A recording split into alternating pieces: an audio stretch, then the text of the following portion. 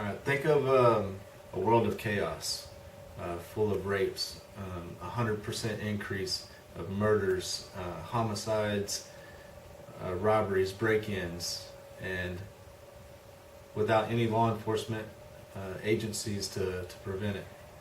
This goes on around the world, and today I'm going to talk to you about police transition teams and how we're working hard to curb this and get third world countries on board with their law enforcement agencies to prevent basically a world of chaos.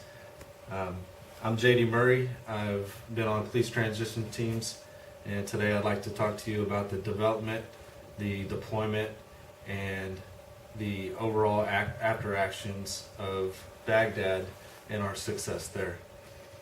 It started out in September of 2010. We moved into El Paso for training. I've actually met 150 guys that were on board. We were all subject matter experts, and we basically trained side by side for 2 months, whether it be apprehension techniques, weapons, tactical moving. Then it went beyond my scope of responsibility, and I learned on how a police station should be ran. Basically, they got us in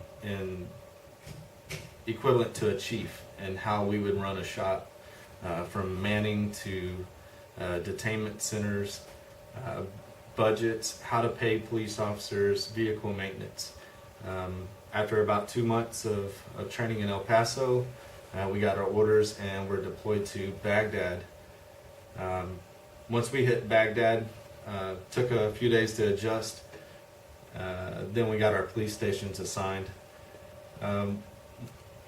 My team had 6 police stations, and it was really rough.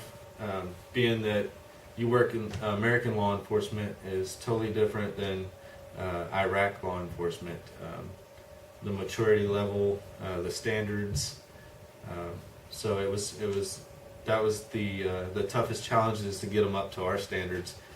But we started from the bottom. We had training days.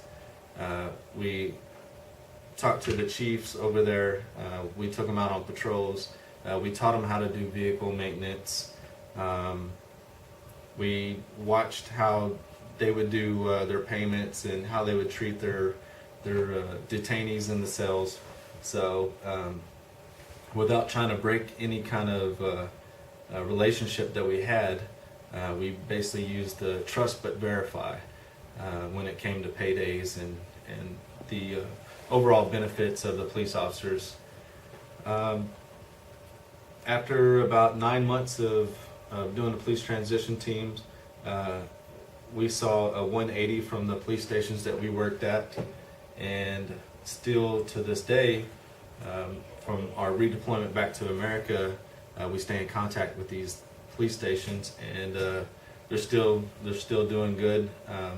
The crime rates have dropped in their cities, so we send a Department of State guy to basically trust and verify, and do reports back and send them back to America. So basically, the police transition team and the development and the deployments have made an impact in Iraq. So this issue is very important to me, as we can prevent worldwide chaos by creating subject matter experts for development and deployment and after actions. So I hope you understand a little bit more about police transition teams and the development and deployment. Thank you.